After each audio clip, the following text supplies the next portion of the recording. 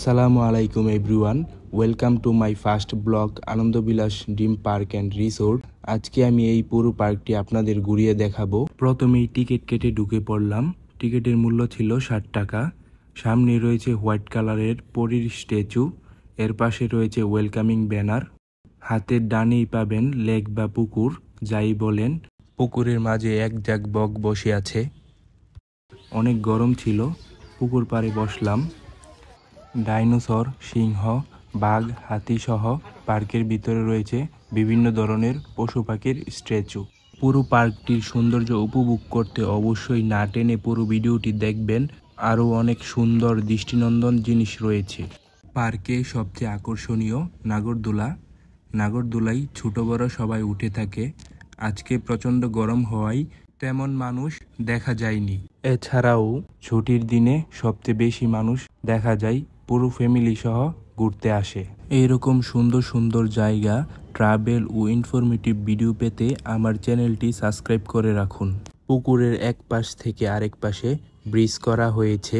মাঝখানে বেশ সুন্দর একটি বসার জায়গা রয়েছে, ছবি উপযোগী। এখানে ড্রাগন দুইটি একদম মুখোমুখি, মাঝে দাঁড়িয়ে ছবি তোলা যায়। পুকুরে এক ঝাঁক বক বসে আছে।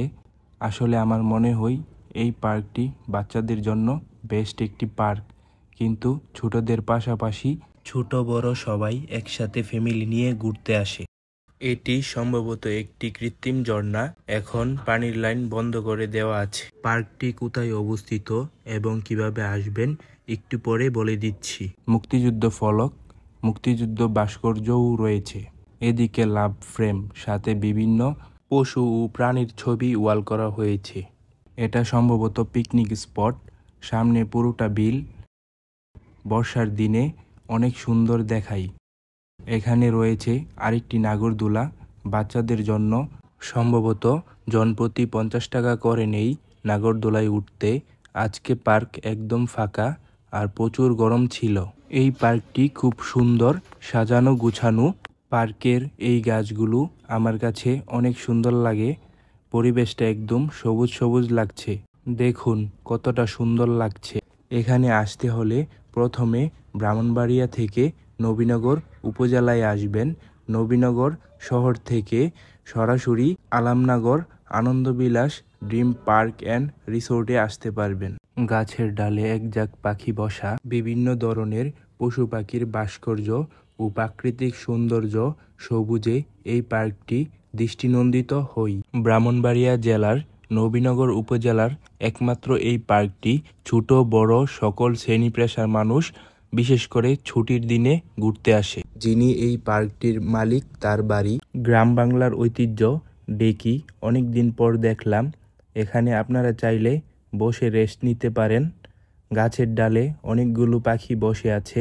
দেখতে দেখতে প্রায় পার্কের শেষ প্রান্তে চলে আসলাম। হাসনা মহল, ভালোবাসার অমর স্মৃতি নিদর্শন। এখানে দুইটি জিরাফের ভাস্কর্য রয়েছে।